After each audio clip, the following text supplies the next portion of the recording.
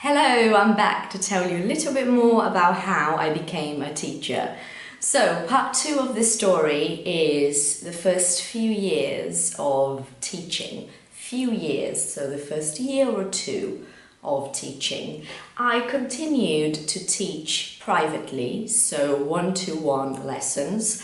Sometimes people were coming to my house, and sometimes I had lessons with couples, so husband and wife, maybe two friends, and things like that. People that asked me to do a joined lesson.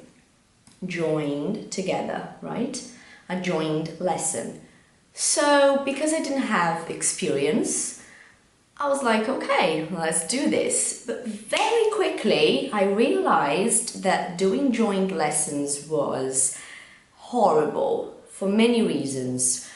I will get back to this later when I continue with the story, because I think throughout the years, throughout is one of those really scary words. When you see the word throughout is so long, you look at it, you don't even know where to start.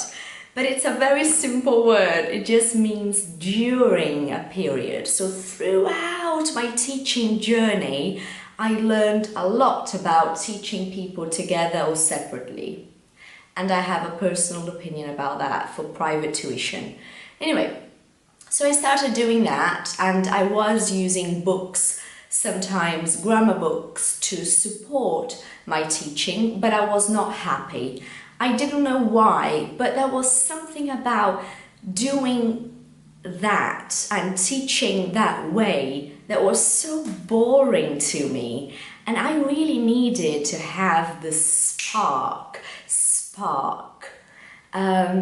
in what I was doing. I wanted to do something for a reason, to help, to feel that I myself was getting something in return, because when you help, you get something back, right? Naturally. You give something to someone and the energy the person feels for you is so good that automatically something is good for you too. And I wanted that for my life. I wanted this amazing exchange of energy. And I wasn't sure what I was doing wrong. Anyway, I continued doing my conversation lessons with some grammar books there, some things to support me. I was young, and I do believe that I was too young. It's a great way for you to understand the difference between very young and too young. I was too young. Imagine when you say this, you drink coffee and you're like, oh my God, it's too much sugar, too much, more than you need. This is too. So I was too young. I was younger than people should be for doing a job like that. The way I was doing it, okay? I'm not talking about too young to be a teacher, not necessarily, but because my lessons were so intense and so intimate, I was too young to do it in a way that I could really get my potential as a teacher out there. I'll get back to this. This is just the beginning of the story, okay?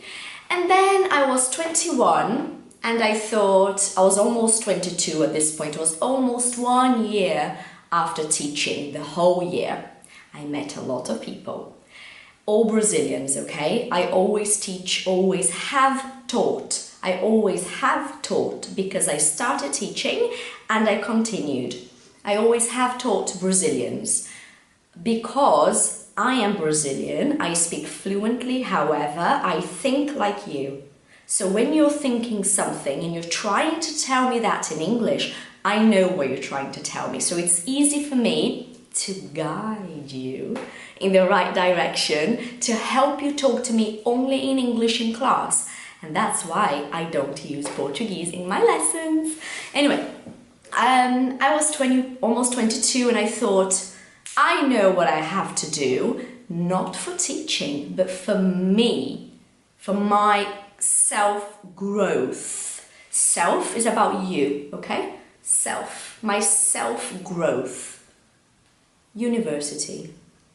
And that's when I applied to go to university in London. I was living there. And I studied English literature with creative writing because I am a writer at heart. I love writing. And that was the beginning of my self-growth and automatically the improvement, when you say improvement, is making better. The improvement of my teaching. You'll see why next time. I hope you're enjoying this series. I love telling this story.